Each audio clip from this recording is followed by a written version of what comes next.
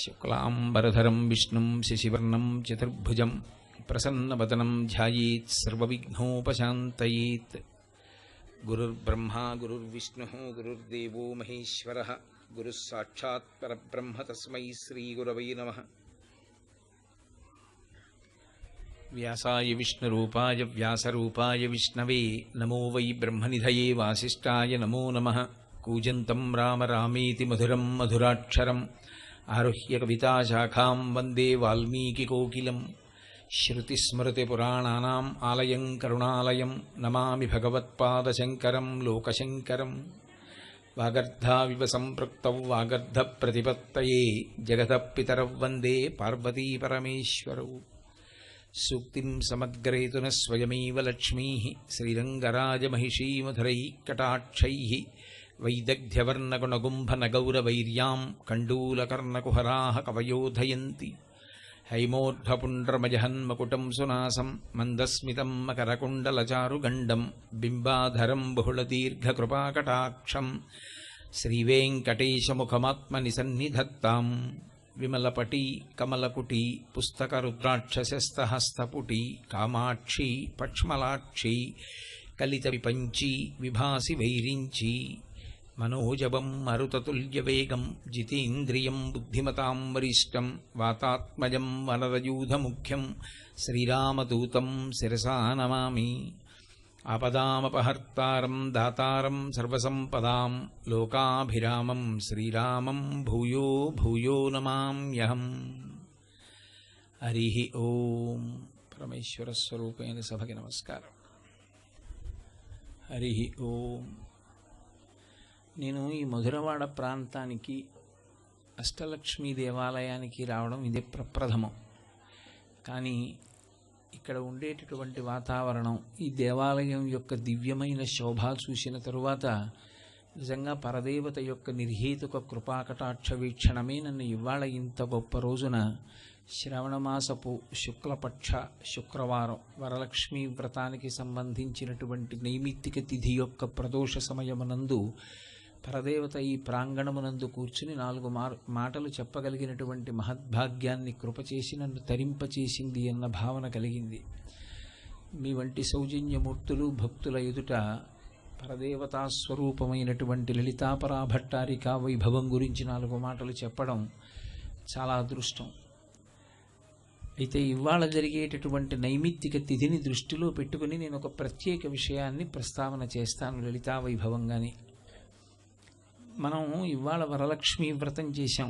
వరలక్ష్మీ వ్రతం యొక్క ప్రధాన ప్రయోజనమేమి అంటే సౌభాగ్యము నిలబెట్టుకొనుట, పుత్రపౌత్రాభివృద్ధిని పొందుట.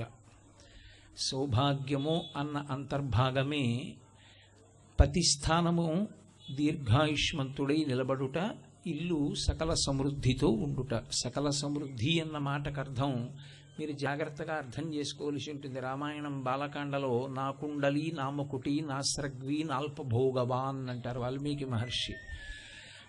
నాల్పభోగవాన్ అంటే అల్పభోగము లేనివాడు లేడు, అంటే అల్పభోగమే అనుభవించేవాడు ఎవడు లేడు. అయోధ్య పట్టణం అల్పభోగం అంటే తక్కువ భోగం అంటే ఏమంటే అందరూ ఐశ్వర్యవంతులా కాదు. అల్పభోగము అన్న మాటకు అర్థం ఏమిటంటే ఎవ్వరూ అసంతృప్తి ఉన్నవాళ్ళు లేరు.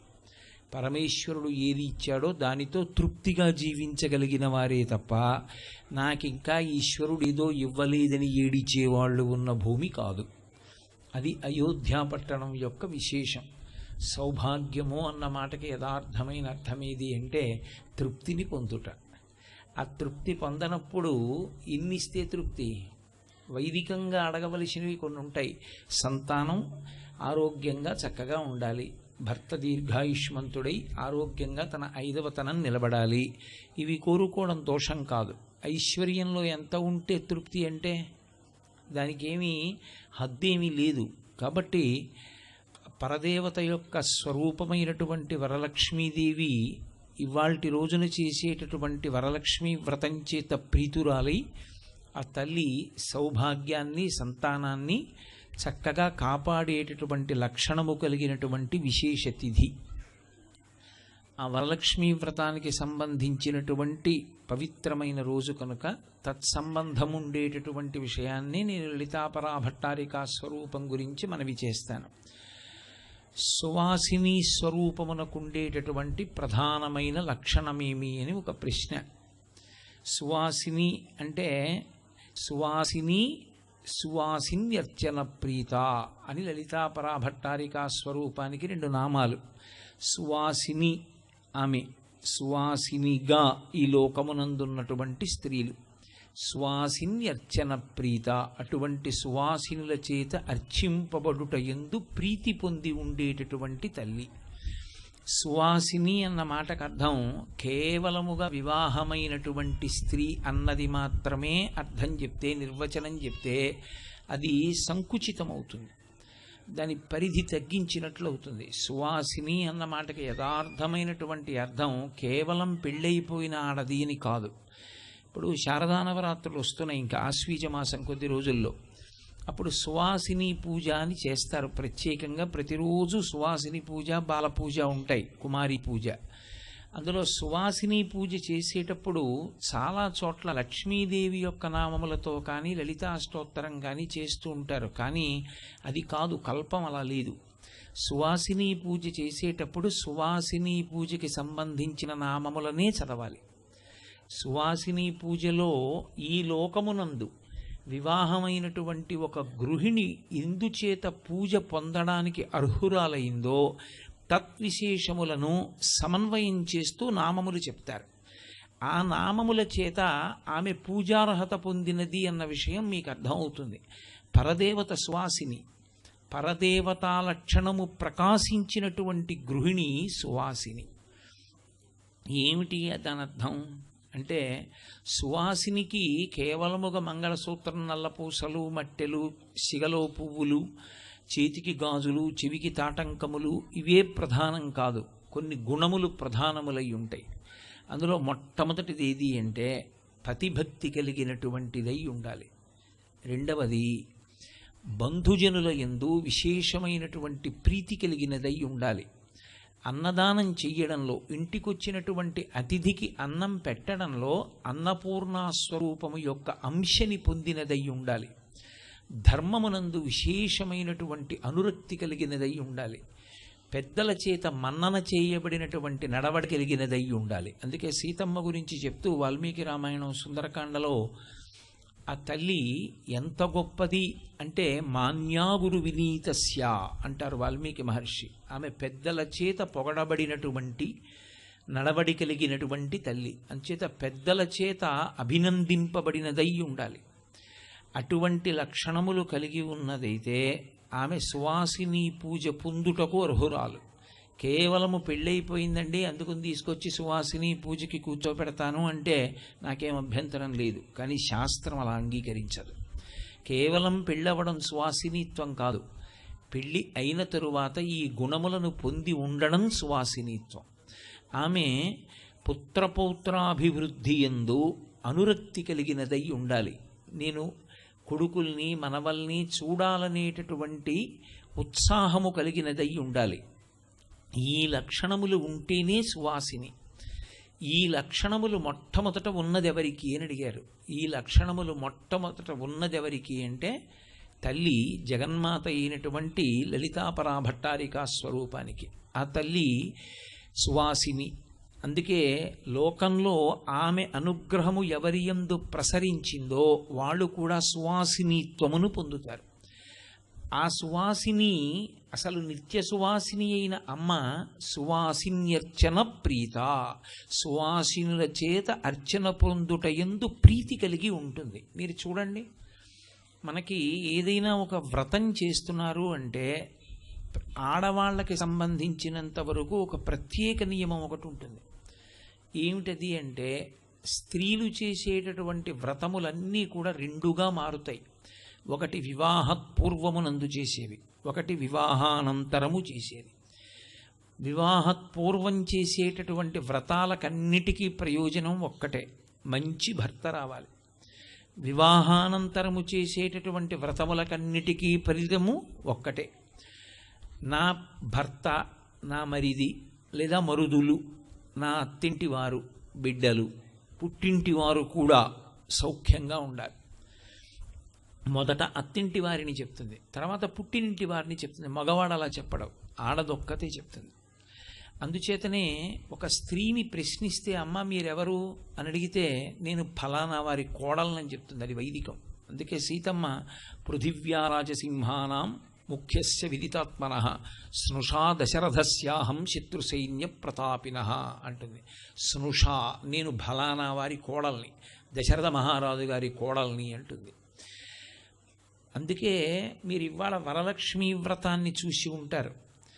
వివాహపూర్వం వివాహానంతరం కూడా ఆడది చేసేటటువంటి వ్రతంలో తన కొరకు అని ఏమీ చేయదు.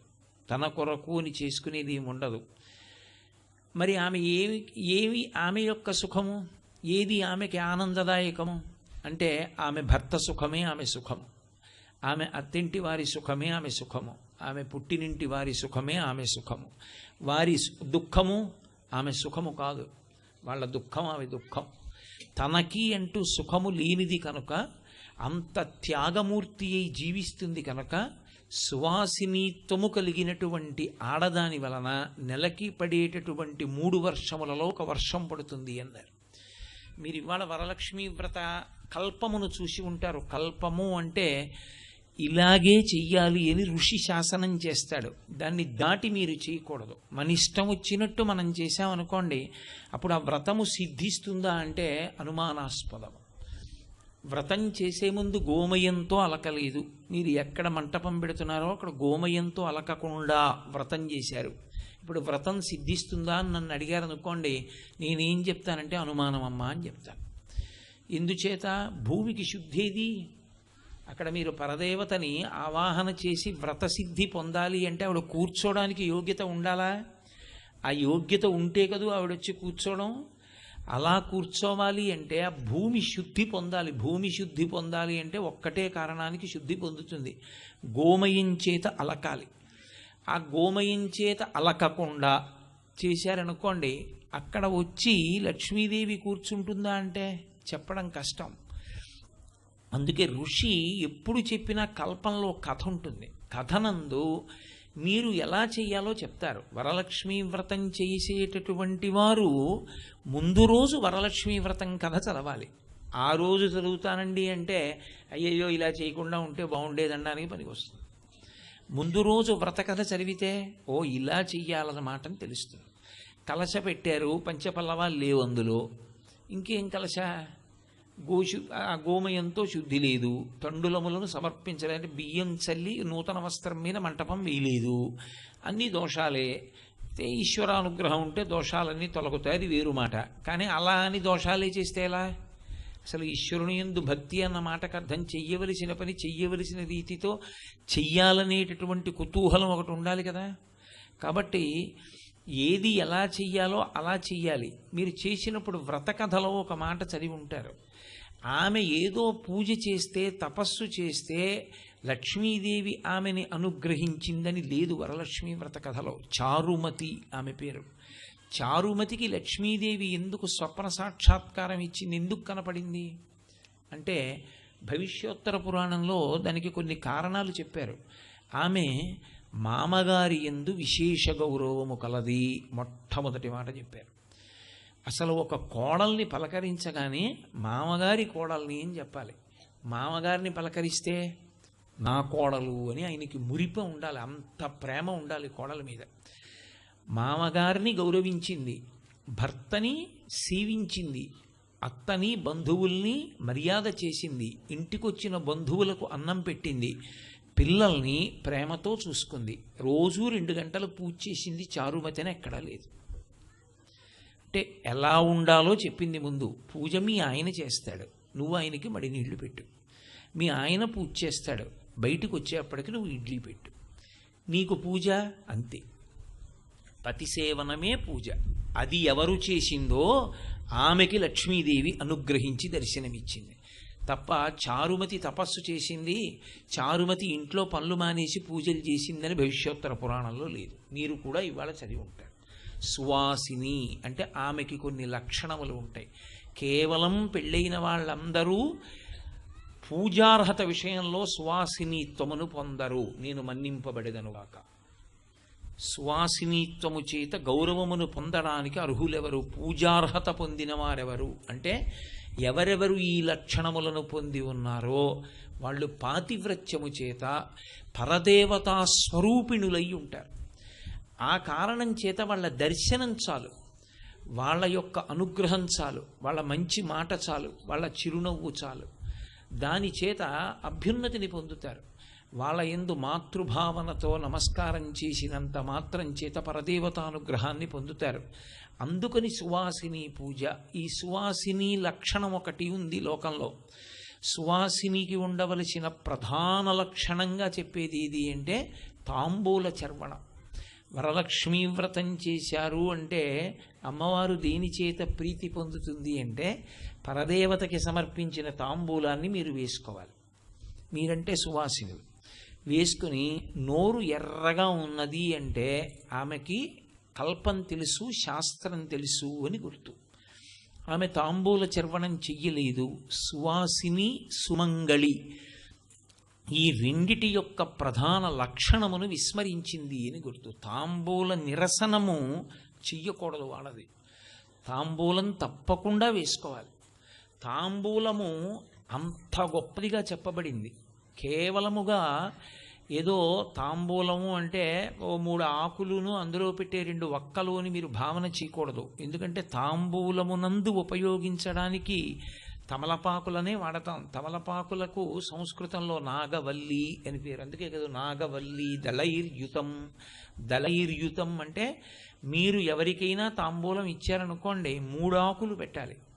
3 ఆకులు పెట్టలేదు అంటే 5 పెట్టాలి. బేస సంఖ్య మీద ఉంచాలి. యథార్థమునకు 3 ఆకులే. పూజలో సంబంధించినవన్నీ 3 మీద ఉంటాయి నిజానికి. అందుకే సాధ్యం త్రివర్తి సంయుక్తం. దీపం పెడితే 3 ఒత్తులతో పెట్టాలి. 3 ఒత్తులు వెలగాలి, 3 జ్యోతులు వెలగాలి. తాంబూలం ఇస్తే 3 ఆకులతో తాంబూలం ఇవ్వాలి. కాబట్టి నాగవల్లి దళైర్యుతం. దళం మారేడు దళం అంటాం కదా, తులసి దళం అంటే 3 ఆకులతో ఉన్నది అని. దానికి నాగవల్లి అని పేరు. నాగవల్లి అని పేరు ఎందుకు వచ్చిందని అడిగారు. సంస్కృతంలో ఏదైనా ఒక అక్షరాన్ని ఉచ్చరించినా దానికి అర్థం ఉంటుంది. ఏ అర్థం లేనటువంటి అక్షరములు ఉండవు. సంస్కృత భాషలోనూ తెలుగు భాష ఇలాంటి ప్రాచీనమైనటువంటి దేవదత్తమైన భాషల యందు అర్థం పర్థం లేని నిశ్శబ్దాక్షరములు ఉండవు. అవి ఎందుకు పనికిరావండి, ఉత్తిని అలా ఉంటాయి, వాటిని ఉచ్చరించక్కర్లేదండి అని అక్షరాలు ఉండవు. అవి మిలీచ్ఛ భాషలకు, అర్థం పర్థం లేని భాషలకు ఉంటాయి. COULD కుళ్ళు అనకూడదు, కుడ్ అనాలి. మరి ఎల్ ఎందుకంటే సైలెంట్ లెటర్. అటువంటి దిక్కుమాలిన సిద్ధాంతాలు సంస్కృతానికి తెలుగుకి ఉండవు. అందుకే అవి అంత పరిపూర్ణత కలిగినటువంటి భాషలయ్యే. అందుకే పరమేశ్వర ఆరాధనము కూడా సంస్కృత భాష ఎందే, సంస్కృతంలోనే చేస్తారు. ఎందుకంటే అది భావమును ఇమర్చుకోగలదు, ఆవిష్కరించగలదు. అటువంటి సంస్కృత భాష యందున్న ప్రతి పదానికి ఆ అర్థం ఎందుకు వచ్చిందో అమరకోశం చెప్తుంది. అమరకోశం సంస్కృతానికి సాధికారిక గ్రంథం. అమరకోశము అంటే అమరము సంస్కృతము, అందుకని దాని యొక్క అర్థములు చెప్పిన కోశము కాబట్టి అమరకోశం అనుకోకూడదు. అమరసింహుడు జైనుడు. ఆయన శంకర భగవత్పాదాచార్య స్వామి వారితో వాదన చేసి ఓడిపోయాడు. ఓడిపోతే ఆయనకి చాలా బాధ కలిగింది. అరే, నేను శంకరులతో వాదనలో ఓడిపోయానని తాను రచించిన గ్రంథములన్నీ అగ్నిహోత్రంలో పడేశాడు. శంకరాచార్యుల వారు ఉదారులు. వారు అక్కర్లేని విషయాల్ని ఏవో పట్టించుకుంటూ ఉండడం, పనికొచ్చే విషయమైనా పాడు చేయడం, అటువంటివి శంకరులు చెయ్యరు. అందుకే వారు పరుగున వెళ్ళి అమరసింహుణ్ణి అడిగారు, ఈ అమరకోశాన్ని కాల్చకు, అది సంస్కృత భాష యందు సాధికారిక గ్రంథం, దాన్ని ఉంచమని చెప్పారు. శంకర భగవత్పాదుల అనుగ్రహంతో బట్టకట్టింది అమరకోశం. అందుకే అమరకోశంలో ఏం చెప్తారో అది తీర్పు. అమరకోశంలో నాగవల్లి అన్న మాటకి అర్థం చెప్పారు. ఐరావతాన్ని తీసుకెళ్ళి ఒక కంబమునకు అంటే ఒక స్తంభానికి కడతారు దేవలోకంలో. ఎంత ఐరావతమైనా అది ఏనుగే కదండి మరి, అందుకని దాన్ని స్తంభానికి కడతారు. అయితే అది పాలసముద్రము నుండి పుట్టింది, ఐశ్వర్యహేతు. అందుకని దాని శరీరమునకు ఉరుసుకున్నటువంటి గొలుసు కట్టబడినటువంటి స్తంభమునకు చైతన్యము కలిగింది. అందులోంచి లక్ష్మీప్రదమైనటువంటి తీగ పుట్టింది. ఆ ఐరావతాన్ని కట్టిన స్తంభంలోంచి పుట్టిన తీగ కనుక దానికి నాగవల్లి అని పేరు. నాగా అంటే సంస్కృతంలో ఏనుగు. ఏనుగుని కట్టిన గుంజలోంచి పుట్టిన తీగ కనుక నాగవల్లి కాదు. నాగవల్లి అంటే నాగలోకము నుండి తీసుకురాబడినది అని ఒక అర్థం. నాగలోకం సమస్తమైనటువంటి సిద్ధులకు ఆలవాలము, మహదైశ్వర్యాన్ని కల్పించగలదు. అందుకే మీరు ఎప్పుడైనా పురాణాల్లో చూస్తే నాగలోకానికి వెళ్ళి తిరిగి వచ్చాడు అంటే అతను ఏదో విశేష సిద్ధిని పొందుతాడు. మహాభారతంలో భీముడు వెళ్ళొస్తాడు, విశేష సిద్ధిని పొందుతాడు. అది నాగలోకము నుండి తేబడినది. కాబట్టి ఇప్పుడు ఆ నాగవల్లి, ఆ తమలపాకుకి ఒక ప్రత్యేకత ఉన్నది. తమలపాకుకున్న ప్రత్యేకత ఏమిటి అన్న విషయంలో పౌరాణికమైన విషయాలని అలా ఉంచండి. ఈ మధ్య కాలంలో ఐఐటి ఖర్గపూర్లో 2 విద్యార్థులు దాని మీద రీసెర్చ్ చేశారు. రీసెర్చ్ చేసి అసలు ఆ తమలపాకు వైభవం ఏమిటో నెట్లో పెట్టారు వాళ్ళు. అందులో ఆ తమలపాకు యొక్క విశేషాల గురించి వాళ్ళు చెప్పిన విషయాలు చదివితే ఋషులు ఇందుకు చెప్పారా అని తెల్లబోతాం. తమలపాకు నవిలినప్పుడు దానిలో విశేషమైనటువంటి ఔషధీ లక్షణం ఉంటుంది. అది చాలా ఎక్కువగా సూక్ష్మాంగ జీవులు పుట్టేటటువంటి ప్రదేశాలలో ఒకటి నోరు. పరమేశ్వరుడు అదే నోటిలో వ్యాధి నిరోధకత్వాన్ని కల్పించగలిగినటువంటి దివ్యమైనటువంటి ఒక పదార్థము, ఊరే శక్తిని కూడా పెట్టాడు. లాలాజలము. లాలాజలం అది చాలు. అందులో మ్యూకస్ టైలిన్ అని 2 పదార్థాలు ఉంటాయి. సరే, ఇప్పుడు నేను అవన్నీ చెప్పడం మర్యాద అంటే, మ్యూకస్ తిన్న పదార్థం జారిపోయేటట్టుగా చేస్తుంది జిగురుగా. టైలిన్ అని ఒక పదార్థం, అది సూక్ష్మాంగ జీవుల్ని చంపుతుంది. అసలు నిజానికి చప్పరించండి అని ఎందుకంటారంటే ఎక్కువ లాలాజలం ఊరడానికి. ఎంత లాలాజలం ఊరితే అంతగా సూక్ష్మాంగ జీవులు మరణిస్తాయి. ఇందులో మీరు ఏదైనా నోట్లో పదార్థాన్ని వేసుకున్నప్పుడు దవడలలోంచే నిత్తుట్లోకి వెళ్ళేవి కొన్ని, మీరు మింగిన తరువాత జీర్ణాశయం గుండా రక్తంలోకి వెళ్ళేవి కొన్నిగా విభాగం పొందే. అందులో తమలపాకుకున్న గొప్పతనం ఏమిటంటే దాన్ని నవిలినప్పుడు దానిలో ఉండేటటువంటి వ్యాధి నిరోధక శక్తి కడుపులోకి వెళ్ళి ప్రేగుల గుండా, నిత్తురు గుండా వెళ్ళవలసిన అవసరం లేకుండా దవడల గుండా లోపలికి వెళ్ళిపోతుంది. అందుకని అది సూక్ష్మాంగ జీవుల్ని చంపుతుంది, లాలాజలం ఎక్కువగా ఊరేటట్టు చేస్తుంది. నేను ఈ మధ్యనే ఒక డాక్టర్ గారిని అడిగా, అందులో చదివి ఇది నిజమేనా అని. అంటే ఆయన యథార్థమేనండి ఏం చెప్పారు నాతో. పాలిపిటేషన్ ఆఫ్ ది హార్ట్ అంటుంటారు. అంటే గుండె సరిగ్గా కొట్టుకోకుండా ఏదో గుండె చప్పుడు తగ్గిపోతున్నట్టు, గుండె దడదడలాడిపోతున్నట్టు ఉంటుంటుంది కొంతమందికి. దాన్ని నియంత్రిస్తుంది. హృదయమును నియంత్రించడం అంటే, హృదయ స్పందన నియంత్రించుట అంటే ఆయుర్దాయమును ఇచ్చుట. అంత గొప్ప శక్తి తమలపాకుకుంది. అందుకే తాంబూల చర్వణం ఎవరు చేస్తారు అంటే తప్పకుండా చెయ్యవలసినటువంటి వారు సువాసినులు. పరదేవత కూడా తాంబూలం వేసుకుంటుంది. అమ్మవారు వేసుకునే తాంబూలం గురించి ఒక్కసారి చెప్పి వ్యాస భగవానుడు విడిచిపెట్టలేదు. మిగిలినవి ఏవైనా ఒక్కసారి చెప్పి విడిచిపెట్టాడు. అన్నిటికన్నా అసలు లలితా సహస్రనామ స్తోత్రంలో ఉన్న చాలా గొప్ప విషయం ఏమిటంటే, ఏది అత్యంత గొప్పదని మీకు అనిపిస్తుందో అది అసలు మీకు కనపడదు నామాల్లో. ఒక్కొక్క చోట కనపడకపోతే మీరు భూతద్దం పెట్టి వెతకాలి, అదేమిటి ఆ నామం లేదని. విశాలాక్షి, కామాక్షి ఇవన్నీ కనపడతాయి, మీనాక్షి నామం లేదు అసలు. అదేమిటి వ్యాసుడు మీనాక్షి నామం తీసేయడం ఏమిటి అనిపిస్తుంది. మీరు జాగ్రత్తగా అన్వయం చేస్తే కనపడుతుంది. వక్త్రలక్ష్మి పరివాహచలన్ మీనాభలోచన, ఆ నామం మీనాక్షి. అలాగే ఒక్కొక్క విషయాన్ని ఒకటి కన్నా ఎక్కువ మార్లు చెప్తాడు వ్యాసుడు లలితా సహస్రంలో. దాని గుర్తు ఏమిటంటే అది చాలా చాలా ముఖ్యమైనది సుమా, దాని గురించి నువ్వు కొన్ని విషయాలు తెలుసుకోవలసి ఉంటుంది, నువ్వు తెలుసుకోకపోతే కనీసం నువ్వు అది ఆచరించవలసి ఉంటుంది అని చెప్పాడు. అంటే అది లలితా సహస్రనామమునందు ఒకసారి కన్నా ఎక్కువ సార్లు చెప్పబడుతుంది. సాధారణంగా మీకు లలితా సహస్రంలో ఒకసారి చెప్పినది మళ్ళీ ఇంకొకసారి నామంగా చెప్పరు. ఒక్కటి మాత్రం ప్రముఖంగా చెప్పారు. కర్పూర వీటికామోద సమాకర్ష దిగంతరా, అమ్మవారు వేసుకునే తాంబూలం. మళ్ళీ తాంబూల పూరిత ముఖి, అమ్మవారి యొక్క ముఖి అంటే ముఖం అనుకోకూడదు. సంస్కృతంలో వదనం ముఖం. వదనం అంటే ముఖము, ముఖం అంటే నోరు, రెండిటికి సంస్కృతంలో ఒకటే మాట వాడతారు. కాబట్టి తాంబూల పూరిత ముఖి అంటే ఎప్పుడు తాంబూల చర్వణం చేస్తున్నటువంటి నోటితో ఉంటుంది. ఎందుకు అలా ఉండడం అంటే, పరదేవత ఎవరినైనా చాలా విశేషమైనటువంటి అనుగ్రహమును ఇవ్వాలి అని సంకల్పం చేసింది అనుకోండి, ఆవిడ ఇచ్చే ప్రసాదం ఏమిటో తెలుసా? ఆవిడ పాయసాలు పెట్టడం అవి చేయదు. పాయసం పెట్టడం దేని కొరకు అంటే అన్నతృప్తిని కల్పించడానికి.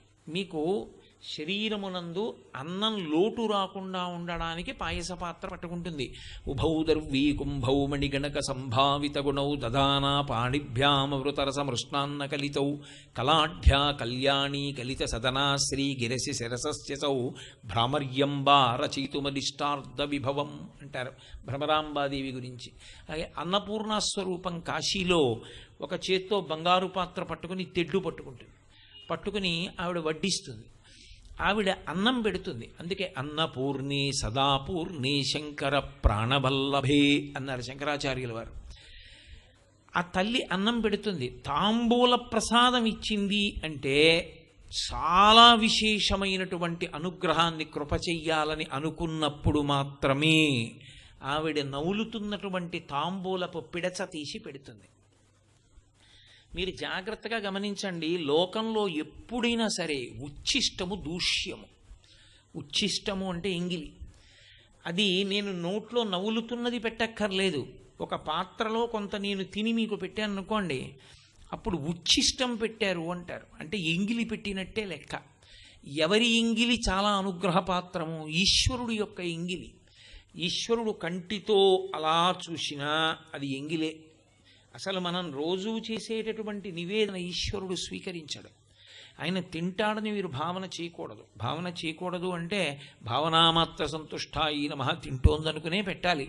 కానీ ఆయన తినడు, అది ఆయన మర్యాద.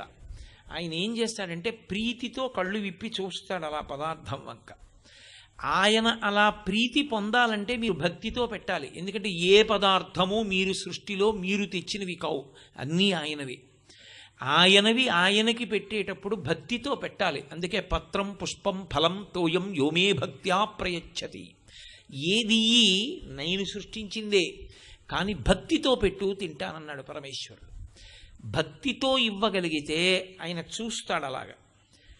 ఆయన తినాలంటే ఒక్కటే మార్గం ఉంది, యాగం చేయడమే.